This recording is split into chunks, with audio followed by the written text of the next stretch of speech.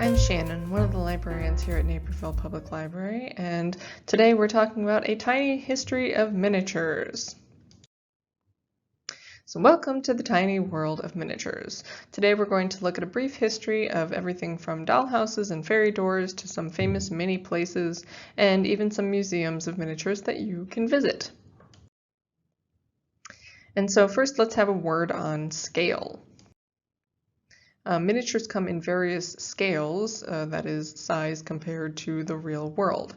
And here are a few common miniature scales we will be addressing.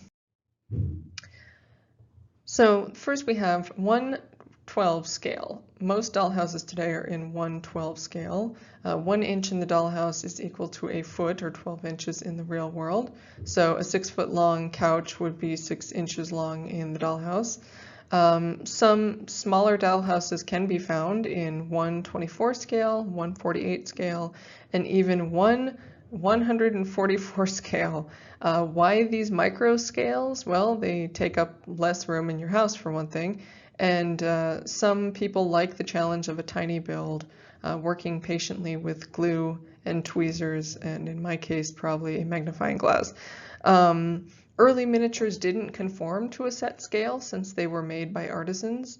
In the 20th century, they settled on 1/18 miniature scale, but now 1/12 is more common. Then we have 1/6 scale. I'm sure you're familiar with Barbie. She is a fashion doll who was first released in 1959. She is an example of the 1/6 scale. That is, 1 inch in the doll's world is equivalent to 6 inches in full size. And this is also referred to as play scale. Blythe dolls, Blythe is on the right, and she was initially sold for 1 year in 1972, but then was later revived again in 2001. These are 1/6 scale for the original full-size dolls, but Blythe is difficult to scale because her head and body are out of proportion. As you can see, her hands are way smaller than her head. There are also midi and petite Blythe dolls that are smaller than the original 28 centimeter version. So model trains and model vehicles in general, for that matter, come in various scales, but I will mention HO scale because it will be pertinent in this program. This scale is 1/87, or 3.5 millimeters to 1 foot. And figurines for HO scale models have been used by artists such as Christopher Baufoli outside of their original purpose, to place tiny people in new worlds fashioned from food, as you can see on the right. And now let's get into some mini history. Some of the earliest miniatures were placed in ancient Egyptian tombs so that the deceased person could be sure to have these items with them in the afterlife. All the items that they would need were represented, from furniture to boats, animals to servants. But the first true dollhouses, as we think of them, debuted in the 17th century in Holland, Germany, and England. They were referred to as baby houses or cabinet houses and were full of collectible miniature furnishings and accessories made by artisans and craftsmen. They were collected by wealthy adults, not toys for children. The example to the right was owned by Petronilla Ortmann. It was curated between 1686 and 1710 and features in the novel and miniseries The Miniaturist by Jessie Burton.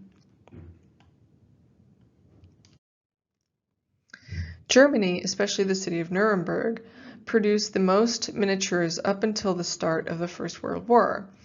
German miniatures were popular throughout Europe as well as in the United States. When Germany entered World War I, its production of miniatures slowed.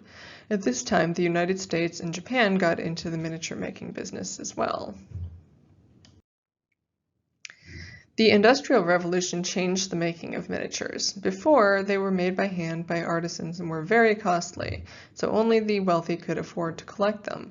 After the Industrial Revolution, the onset of mass production meant that miniatures could be made in great quantities and more cheaply.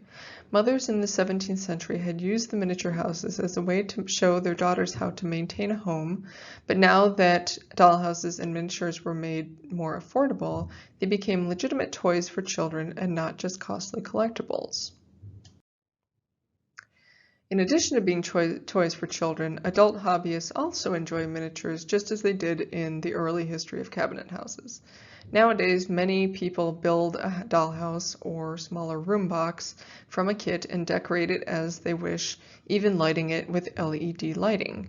Some hobbyists collect miniatures from craft stores, antique shops, or shops online, and there are even miniature conventions.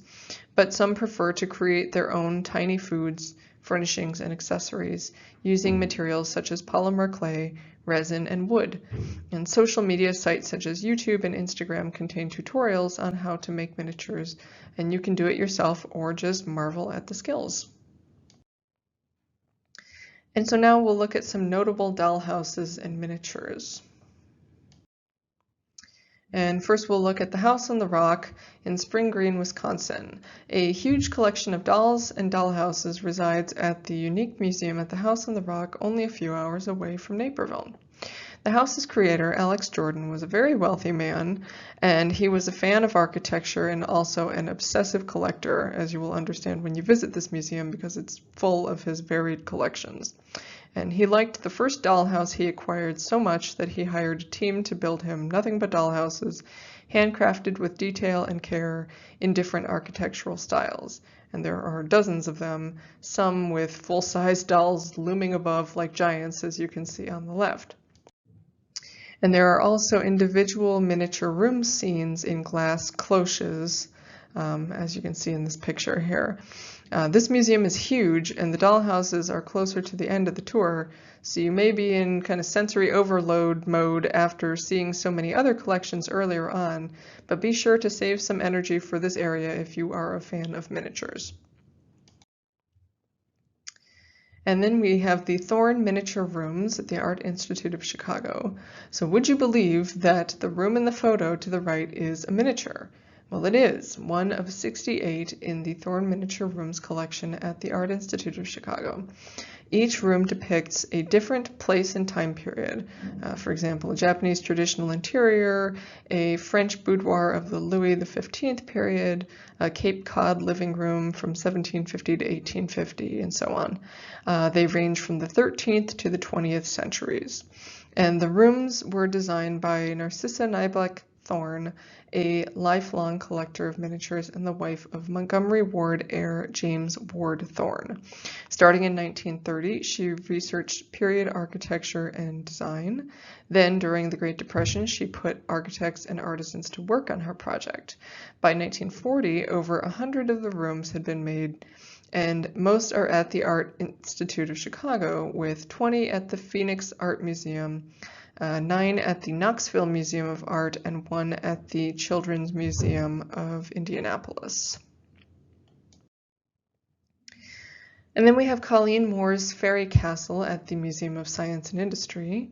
Colleen Moore was one of the greatest stars of silent movies, starting out as an extra in Chicago's S&A studios and going on to great success in films like Flaming Youth. But she also had a love for dollhouses. The Fairy Castle was the 8th one that she owned. And in 1928, architect and set designer Horace Jackson and art director and interior designer Harold Grieve collaborated with Moore to design and build the 9-foot square, 12-foot high Fairy Castle. By 1935, approximately 100 people had worked on the Fairy Castle. This structure can be separated into 200 individual pieces, and all of the rooms are modular units that can be packed into specially designed shipping crates. This was useful during the Great Depression when Moore toured the Fairy Castle to raise funds for children's charities. Look for references to Grimm's Fairy Tales, King Arthur, Cinderella, Robinson Crusoe, Sleeping Beauty, Aladdin, and Don Quixote. So now we have the Fairy Doors of Ann Arbor, Michigan. So look closely at that storefront, right next to the yellow arrow there. Do you see the tiny door to the right of the main one? It's a fairy door, and they're all over Ann Arbor. Look close to the ground when you're walking around because you might see a tiny ticket window, a miniature ATM, or just a diminutive decorative doorway. And there's even one in the Ann Arbor District Library on the end of the Fairy Tale and Folklore bookshelf. The fairy doors began to appear in Ann Arbor in 2005, and more have been added since then. Other cities, such as Putnam, Connecticut, also have ferry doors. Ferries aren't welcome in some cities because of rules about what you can put on what kind of property, so you can always invite them into your own garden, windowsill, or flower pot by creating a fairy garden there. And now we can take a look at the nutshell studies of unexplained death. At first, it just looks like a simple dollhouse room. Then you notice the doll, not just abandoned after play, but lying in a pool of blood. What happened here? This is the entire purpose of the Nutshell Studies of Unexplained Death, developed by Frances Glessner Lee, a wealthy widow who loved mysteries and used dollhouse scenes to help in the training of forensics and crime scene investigation. There are 18 scenes, each containing a doll having met some sort of gruesome end, and they are created in 1/12 scale. In 1936, Glessner Lee used her inheritance to establish a Department of Legal Medicine at Harvard Medical School. She donated the first of the Nutshell Studies in 1946 for use there in lectures on crime scene investigation. In 1966, the department at Harvard folded, and the dioramas moved to the Maryland Medical Examiner's Office in Baltimore, where they are on permanent loan and are still used for forensic seminars. The Nutshell Studies occasionally tour, such as when they showed at the Renwick Gallery of the Smithsonian American Art Museum in 2018. Then we have the Great Train Story at the Museum of Science and Industry. And this exhibit at Chicago's MSI shows the 2,200-mile trip from Chicago to Seattle in HO scale. Remember, that's 187 or 3.5 millimeters to 1 foot. And it uses 1,400 feet of track. And if you look closely, you will see hidden miniature scenes. And there are also interactive buttons to raise drawbridges and fell trees. The MSI's original model railroad opened in 1941. It was built in Q scale, which is 1/45 scale trains with 2-rail O-gauge track. It ran for 6 decades and closed in May of 2002. And the current model has been modernized, but is 50% larger than the original and has over 30 trains. And of course, we have the miniature old Nichols Library at the new Nichols Library, or the current Nichols Library, that is. We can't talk about miniatures without mentioning the tiny library in the lobby of the Nichols branch of the Naperville Public Library. It is a replication of the interior of the original Nichols Library, which was at 110 South Washington Street, and it was made based on a 1934 photograph. You can press a button to illuminate the space and see the bookshelves, card catalogs, circulation desk, and study areas upstairs. The miniature Nichols Library was donated by the Raymond W. Russell family in memory of their daughter Anne Marie Russell, who tragically passed away in a car accident. The details of the miniature library are amazing.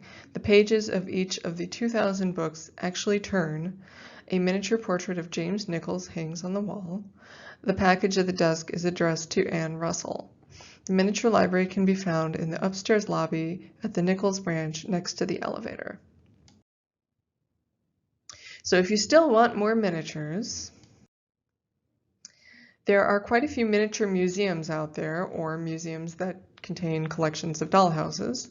Aside from those already mentioned, others include the Midwest Miniatures Museum in Grand Haven, Michigan, the Museum of Miniature Houses in Carmel, Indiana, the Denver Museum of Miniatures, Dolls, and Toys, the Miniature Museum of Greater St. Louis, the Mini Time Machine Museum of Miniatures in Tucson, Arizona, the National Museum of Toys and Miniatures in Kansas City, Missouri, the Rijksmuseum in Amsterdam, and then Small Worlds Tokyo in Odaiba, which is the man-made island in Tokyo Bay. And this is everything built on 180 scale.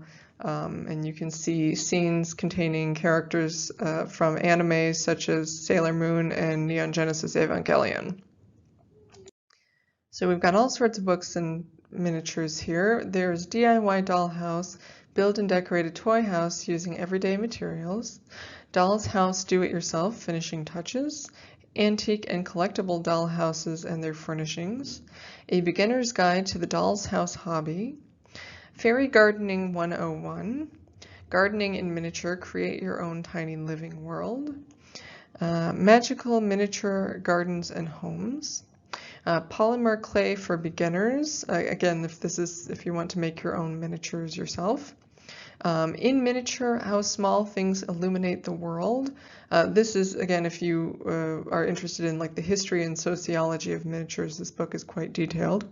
18 Tiny Deaths, The Untold Story of Francis Glessner Lee and the Invention of Modern Forensics. Again, this is about the nutshell studies.